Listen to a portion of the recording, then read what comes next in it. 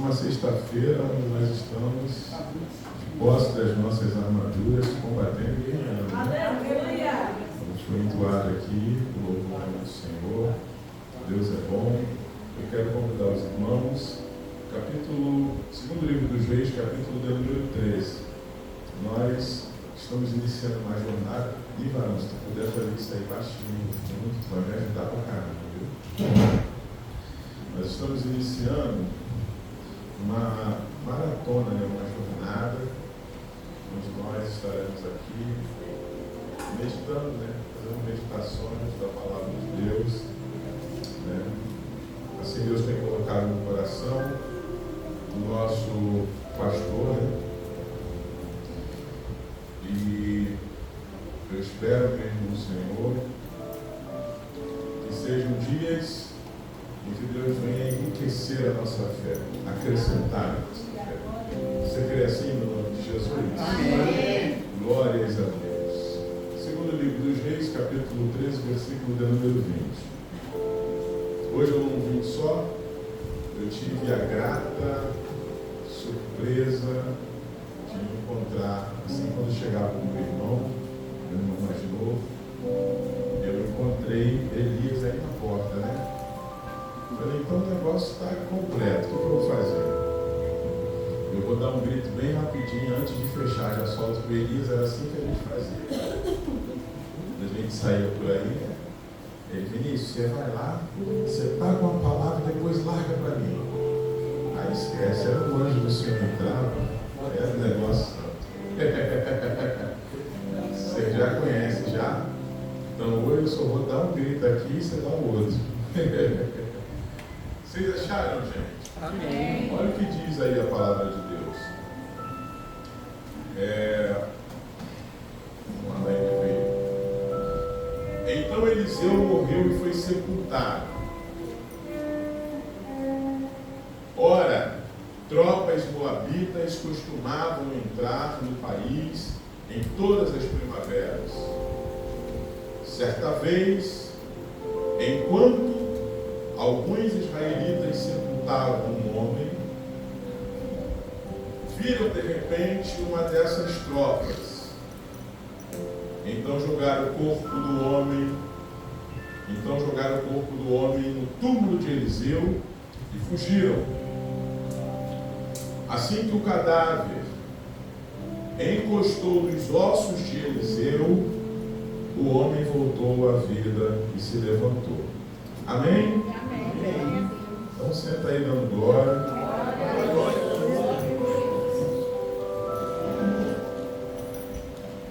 Glória a Deus. Bom, como nós olhamos para a vida do profeta Eliseu, nós identificamos um homem que abraçou o seu chamado sem olhar para trás. Eliseu foi um homem muito decidido. O Elias viu trabalhando na frente das juntas de boi, passou sobre ele o seu manto. Ele entendeu imediatamente para que o Senhor estava chamando, queimou as pontes com o seu passado e seguiu. Ele foi um homem decidido, resolvido quanto ao seu propósito. Existem pessoas que têm essa dificuldade em se render ao seu chamado. A gente se entrega, mas não se entrega por inteiro. A gente está dentro, mas ao mesmo tempo está fora. A gente aceita ou não aceita? A palavra de Deus nos diz, é Jesus dizendo que aquele que põe a mão no arado não pode olhar para trás. A alma do Senhor não tem prazer na vida daquele que recua, que é indeciso, não decide, que não se lança, que não vai. Eliseu não. A primeira coisa que ele fez foi queimar as fontes. Queima os bois, né? E vamos seguir em frente para poder viver aquilo que Deus tem para mim. E ele mostra ser alguém que tinha não apenas prazer em servir ao Senhor, mas ele era um cara muito decidido, no sentido de seguir o modelo, os passos do seu líder. Certa vez ele disse: olha, fica por aqui, eu estou indo para julgar, o Senhor me mandou ir. Vive tu, vive o Senhor, eu não te deixarei. Fica por aqui então, porque eu estou indo para o Jordão. Fica por aqui, porque eu vou para Jericó. Fica por aqui. Mas ele, em todo instante, ele é perseverante. Ele segue os passos do seu líder. Nós, na vida, precisamos ter alguém que nos oriente, que nos discipula, que nos ensina. Nós precisamos aprender a nos submeter à autoridade de alguém. Eles não têm dificuldade com isso. E num tempo, esse tempo que nós estamos vivendo, o apóstolo Paulo diz que os homens teriam comichões em seus ouvidos e não suportariam ouvir a verdade.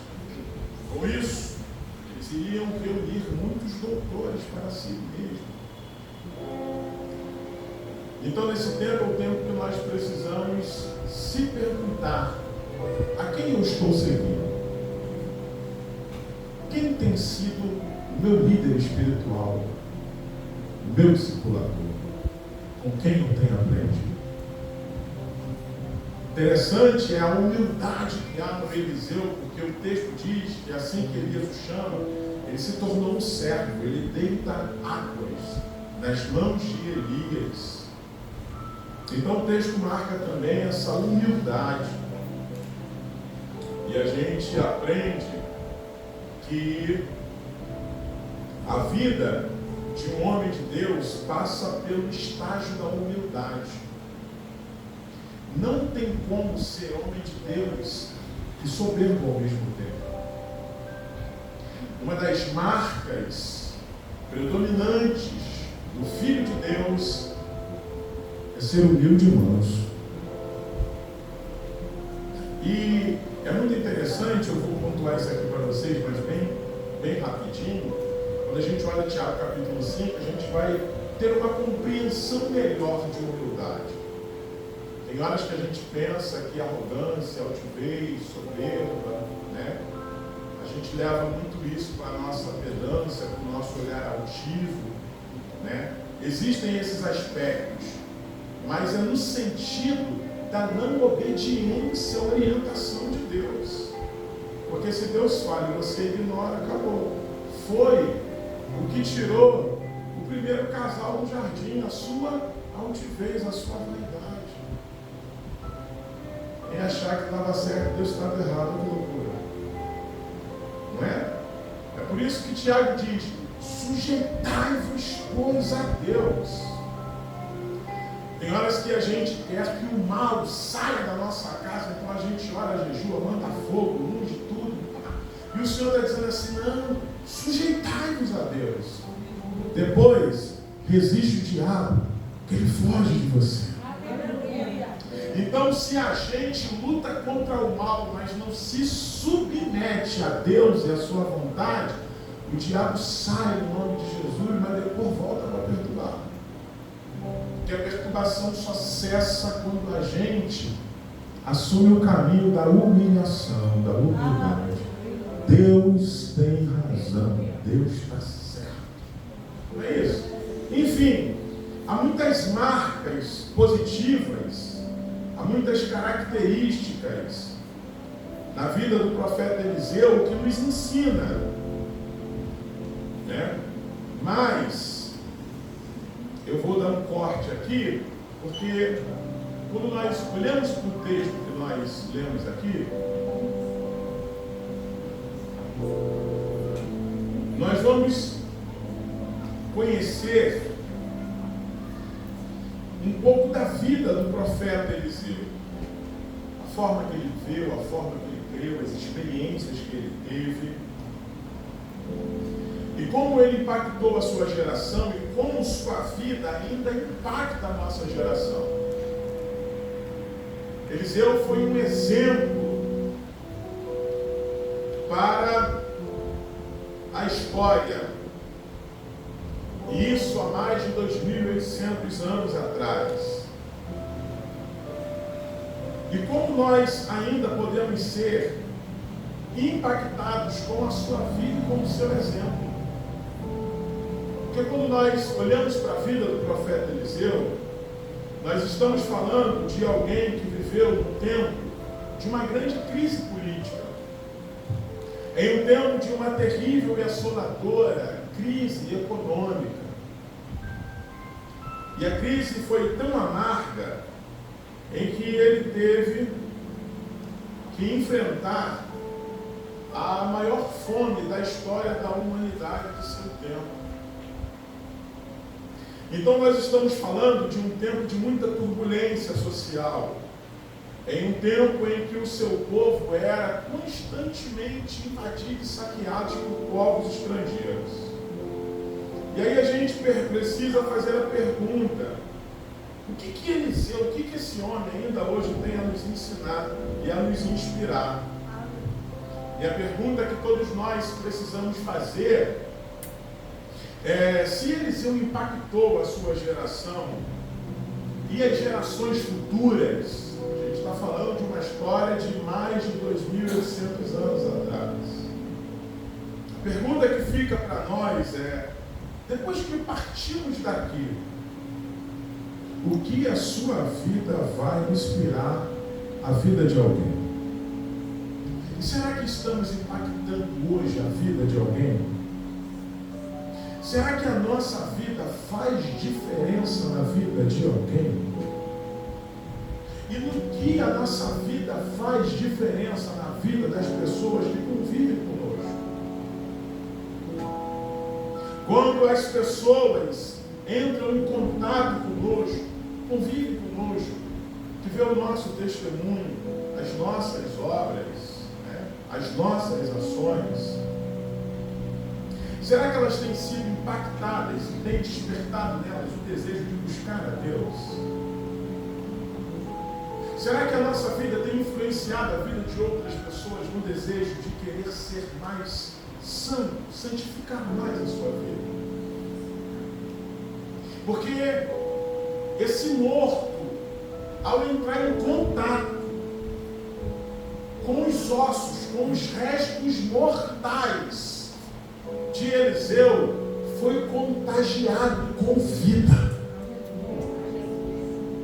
E o que tem acontecido com as pessoas que têm entrado em contato conosco? Será que você já se deu conta do tipo de vida que você carrega em si mesmo? A grandeza da vida que há em você? Eliseu não profetiza, são restos mortais. Eliseu não prega. Eliseu não ora. Não é o profeta que se deita e sopra sobre as narinas de um morto, de um menino morto. Não. Foi simplesmente entrar em contato. E aí a gente pergunta: que vida é essa que perpassa a morte? Que a morte não mata. Que vida é essa que estava sobre os ossos do profeta Eliseu? Que ao entrar em contato, um morto, ao entrar em contato, ressuscitou, voltou à vida e se levantou. Oh, glória! Glória a Deus. Quando nós olhamos para o livro do profeta Ezequiel, e a gente vai nessa construção, no capítulo 3 do profeta Ezequiel, o Senhor vai dar uma palavra, uma ordem para ele, né? isso aqui é muito forte. A gente vê a missão que Deus entrega ao profeta Ezequiel, uma missão impossível de se realizar. Você precisa tomar conta disso. Toda missão que Deus entrega para nós, ela é impossível de se realizar, humanamente falando. E parece que Deus nos chama e Ele vai ignorar toda a nossa limitação. Quando a gente olha para a vida desses homens que foram chamados por Deus, por mais que a gente construa alguma ideia de quem eles eram pessoas como você que está aí. Com as suas crises, com as suas dificuldades, com suas limitações, com suas dores. E parece que Deus chama para uma missão gigante, vai ignorar a limitação, a falta, a dificuldade, a crise. Em alguns momentos, as crises que eles carregavam dentro deles eram maiores do que as crises que assolavam o povo, a nação, o lugar para onde eles iam realizar a missão. E Deus os chama, como chamou Ezequiel e disse para ele: filho do homem, coma este rolo, e depois vá falar à nação de Israel. E eu abri a boca, e ele me deu o rolo para eu comer. O capítulo 2 termina dizendo que este rolo Deus escreve na frente e atrás. Deus não deixa espaço para ponto, vírgula, para opinião e sugestão de ninguém. O rolo é dele do começo ao fim. Aleluia. E Deus coloca esse rolo na boca do profeta e vai dizer para ele, no versículo 7, mas a nação de Israel não vai querer ouvi-lo, porque não quer me ouvir. E aí a gente deveria parar e dizer assim: Deus, então vamos resolver por aqui. O que o Senhor vai me mandar para uma gente que não te ouve? O que você vai me mandar para uma gente que vai me ignorar? Até porque se essa gente não te ouve, que dirá eu? E eu também não sou melhor que ninguém. Já passou uma galera pesada atrás de mim. O profeta Isaías profetizou, ninguém ouviu. Jeremias profetizou e ninguém ouviu. Por que eu? Já podia resolver por aqui. E Deus não insiste com um tipo de gente que o próprio Deus diz: casa rebelde. Povo de duro coração e obstinado. E aí a gente começa a perceber a grandeza do amor de Deus. Que Deus está insistindo com gente que a gente já perdeu a paciência e não quer mais. Aquele tipo de gente que você olha assim e diz assim: saiu perdido, você é rebelde, coração duro, você é revoltado. E Deus está dizendo assim: olha, eu vou parar a programação de vida de um profeta, de um homem. Ele estava se preparando lá, estudando, se capacitando para ser sacerdote. E Deus muda toda a rota da vida, tira as prioridades dele, o tempo dele, para dizer assim: ó, fala para uma gente que não vai querer te ouvir. Que amor é esse de Deus? E como ele sabe que a gente não consegue, porque é impossível, então o Espírito de Deus veio e entrou nele. A Bíblia diz que Deus fala assim: ó, filho do homem, ponha-te de pé. Para essa missão não há condição. Então o Espírito de Deus entra e o levanta. Porque é Deus que te capacita para as missões mais terríveis da vida. Se o Espírito Santo não me revestir, não me encher, aleluia, a gente não faz nada. Então não é sobre nós, é sobre o projeto dele, o propósito dele, a vontade dele. Aqui é tudo dele, é ele que está desenhando tudo, é ele que quer.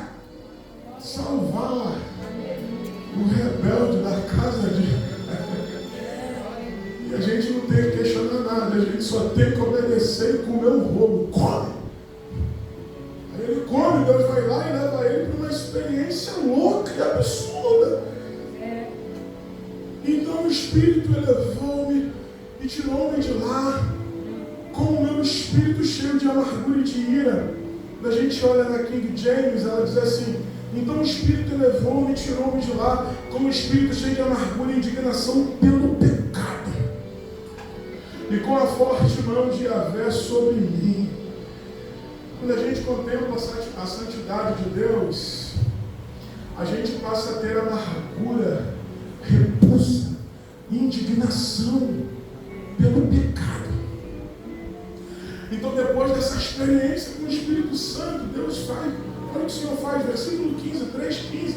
Em seguida parti e cheguei aos expatriados que viviam em Tel Aviv, junto ao rio Quebar, e passei 7 dias convivendo com eles, absolutamente pasmo, assombrado, atônito, sem acreditar no que estava vendo e ouvindo. 7 dias às margens do Quebar. No convívio com essa gente, ele não suportou ouvir e nem ver. Não foi um mês, 7 dias. Porque toda a produção do morto é morta. A Bíblia vai descrever a condição espiritual dessa gente. Quem é essa gente aqui? Essa gente é a turma do capítulo 37 que diz: estamos com o nosso seco demais se foi a esperança. Você imagina que tipo de conversa você nutre aqui? O profeta se sente incomodado. Porque quando Deus coloca a gente em alguns lugares para a gente conviver e ouvir algumas conversas mortas, e quando a gente ouve algumas coisas, porque toda a produção do morto é morta, é mentira, é malícia, é incredulidade, é desespero, né? E quando você vai conviver ali, se você já não se incomoda mais, se isso não te toca mais, você já pode estar se tornando igual. O santo não consegue. E Deus chamou ele, foram 7 dias, e falou para ele: Ezequiel, ao fim dos 7 dias a palavra do Senhor vem a mim nos seguintes termos: filho do homem, disse ele, eu te constituí sentinela sobre a casa de Israel. Você não está aí para se tornar igual. Você está aí para ser mensageiro, vigilante, sentinela, arauto. Deus continua dizendo: você viu tudo isso, mas dá atenção às minhas palavras. Porque eu coloquei em teus lábios uma palavra de repreensão. Tem hora que a gente fala assim: meu Deus, eu sou o único diferente aqui. Se eu falar, se eu denunciar, se eu abrir a minha boca, Deus está te dizendo: coma deste rolo. A tua vida precisa ser diferente. Você precisa contagiar. Você precisa impactar. O que acontece quando com as pessoas que têm contato conosco, que entram em contato, que tipo de vida elas recebem? Olha que doideira! É que Deus está dizendo aqui, ó, que a gente vai partir para terminar. Que coisa louca! É porque Deus está falando com essa gente que não quer ouvir. Deus começou a falar com eles quando todo mundo era povo. E aí todo mundo se rebelou, deu as costas para Deus. Deus começou a insistir e continuou falando com eles. Mas aí ignoraram a voz de Deus. O fato de terem ignorado a voz do Senhor, eles adoeceram. Porque quando a gente insiste em não querer ouvir a voz de Deus, as consequências são terríveis. Aí o profeta Isaías vai dizer assim: ó, ouvi, ó céu, preste atenção, ó terra. Eis que assim diz o Senhor: criei filhos, e os filhos desenvolver, todavia eles se revoltaram contra mim. O boi conhece o seu dono, e o jumento conhece o local onde o seu senhor costuma depositar o alimento diário. Contudo, Israel não deseja me compreender. O meu próprio povo não age com sabedoria. Ah, que tristeza! Nação pecadora, povo carregado de malignidade, raça de perversos, filhos que amam a corrupção, eles que abandonaram o Eterno, desprezaram o Santíssimo de Israel, afastaram-se do Senhor. Onde mais podereis castigar? Podereis ser castigados e feridos, vós que perseverais no pecado. A versão a NVI vai dizer assim, ó, por que continuam sendo castigados? Por que insistem na revolta? A cabeça toda está ferida, todo o coração está sofrendo. Da sola do pé ao alto da cabeça não há nada são, somente machucados, vergões e ferimentos abertos que não foram limpos, nem enfaixados, nem tratados com azeite. Então o fato de não dar importância à voz de Deus, adoeceram profundamente, estão carregando marcas profundas. Só que esse tempo aqui está falando de décadas na frente, lá no Ezequiel, a enfermidade dá lugar à morte. A vida foi embora. Ezequiel já está vendo agora os frutos amargos da desobediência. Já não é mais doente, machucado. Agora é um povo que estava com ossos secos. E Deus falou quando era povo, Deus falou quando o povo estava doente. E Deus agora vai mandar ele falar com o osso.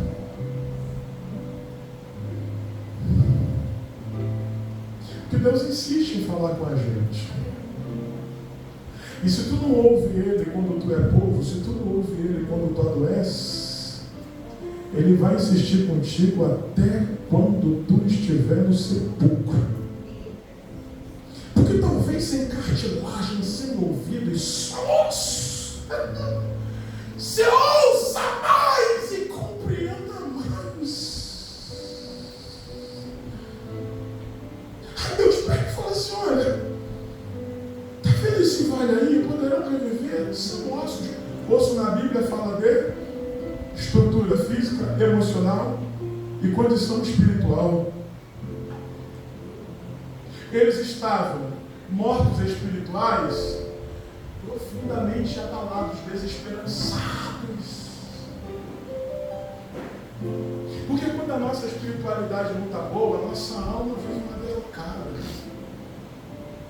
Aí Deus falou assim, filho do homem, eles podem reviver. O profeta está dizendo assim, eu convivi com essa gente às margens do Quebar, e eu fiquei atormentado com o que eu ouvi. Porque uma coisa é você profetizar quando alguém diz assim, olha, filho de fulana, de ciclana, está precisando de uma oração, é assim, assim, assim, então é cheio de gás. A outra coisa é quando você convive e você sabe quem é. E aí Deus olha para você e diz assim, aí, tem solução para isso? Como a gente não tem coragem de dizer assim, não tem, aí a gente joga para Deus e diz para Ele assim, ó, tu que sabe. Só que o vale dos ossos secos, o vale dos ossos secos, os vales eram lugares onde as batalhas se travavam. Então, quando as guerras terminavam, o exército vencedor ia embora, o exército que perdia, deixava muitos corpos na superfície do vale que depois de meses eles iam se decompondo e viravam ossos. Então, esse é um cenário de batalhas perdidas. E batalhas que já foram perdidas há muito tempo, porque os ossos estavam sequíssimos. E a gente faz a pergunta, o que se prega para ossos secos? Para quem já viveu um momento de desesperança, que a vida quebrou de um jeito que não tinha como consertar, alguém que de repente recebeu um diagnóstico, o médico falou, olha, não tem jeito, dias contados, como que se prega? Que mensagem você diz? uma pessoa que foi tão ferida e machucada que não consegue mais acreditar em nada. Fora quando outras pessoas viveram tão errantes que hoje elas não conseguem mais acreditar que existe a homem de Deus, vida santificada, que Deus ainda trabalha, que Deus ainda faz, que Deus ainda existe. Você já viu esse tipo de pessoa assim? Glória a Deus. Glória a Deus. Você já viu?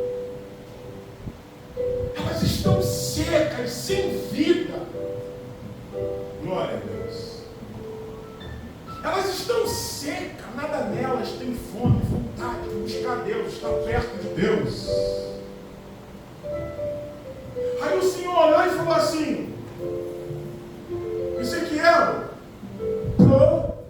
profetiza e diga: ossos secos. Glória a Deus. Ouça a palavra de Deus.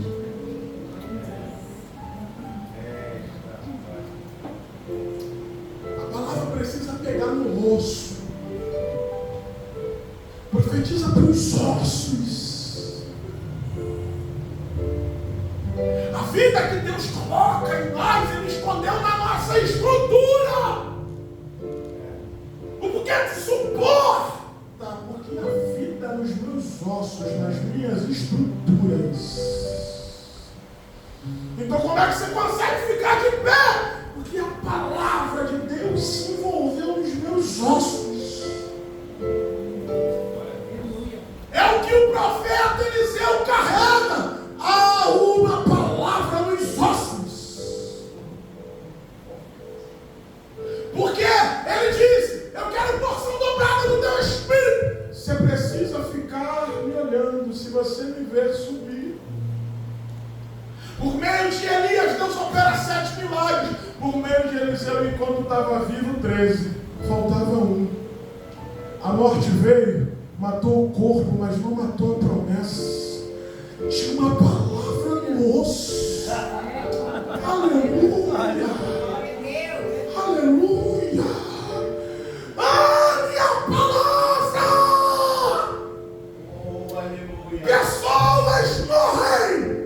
Promessa não. É Deus dizendo através do profeta Isaías: assim como a chuva cai do céu e para lá não torna, assim é toda a palavra que sai da minha boca. Ela não volta vazia, sem antes cumprir o seu propósito. Glória a Deus. Há uma palavra. A morte vem, mata o corpo, mas não mata a promessa. Não tira a vida quando pegaram e encostaram o homem nos ossos de Eliseu. O cara voltou a viver. Glória a Deus. Aleluia. Eu quero profetizar para vocês aqui nessa noite, no nome de Jesus. Eu quero profetizar para nós aqui nessa noite um tempo de restauração. Deus, por meio da palavra, a gente só prega, a ação é toda dele, o vale é dele, os ossos são dele. Quem se importaria com os ossos sequíssimos? Deus se importa. Deus se importa. Está quebradinho, está arrebentado, fim de carreira, ninguém quer mais. Deus está dizendo: não! Aleluia! Por meio da minha palavra eu levanto quem eu quero. Porque Deus honra a aliança que fez com a gente. Deus tem uma aliança com a galera do Fale. Falou assim: prega para eles, pode pregar. Glória a Deus. E ele começa a pregar. É isso. A gente só comunica o rolo que ele coloca na boca e o Espírito entra no vale. Glória a Deus. Aleluia. A palavra do Senhor hoje para a nossa vida é essa. Primeiro, Deus quer comunicar uma vida para você que vai contagiar morto. Aleluia.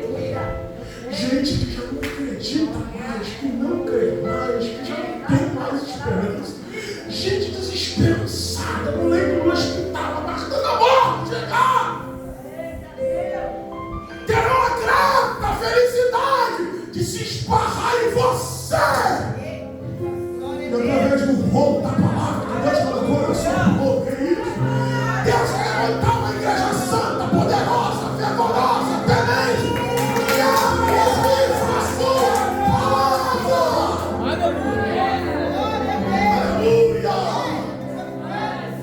Então profetiza, Ezequiel! Ossos secos, ouça a palavra.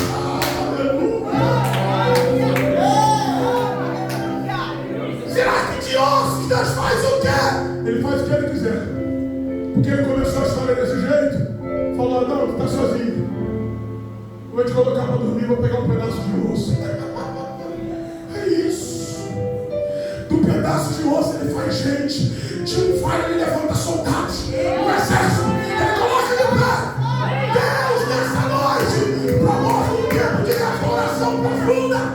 De repente você diz, eu estou diante de um vale de ossos sequíssimos. Batalhas que já foram perdidas há tanto tempo. Eu desisti de lutar. Deus levanta o profeta hoje para dizer, vale, você vai voltar a viver. Ouça a palavra de Deus. No nome de Jesus, fica de pé comigo. Eu poderia ir embora com você falando mais, mas está voltando ali uns 14 minutinhos. Quem me falou aqui foi o Eliseu. Agora eu vou chamar o Elias. Glória a Deus. Eu vou perder a oportunidade de a gente jogar junto. Eu quero que o Elias esteja orando por vocês, louvando ele. Tem até uma menina aí, se ele passar daí para lá, o pastor Galto já pega ele, tá? Ele no cativeiro. Mas segura na mão de alguém que está do seu lado e diga para ele, ainda depois de osso, sequíssimo, para a palavra de Deus tem jeito. Ele é o soberano do vale.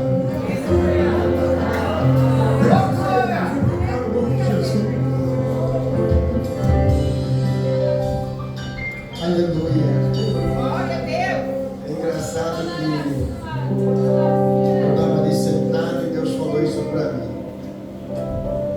Ezequiel não profetizou porque tinha certeza. Ezequiel profetizou porque obedeceu.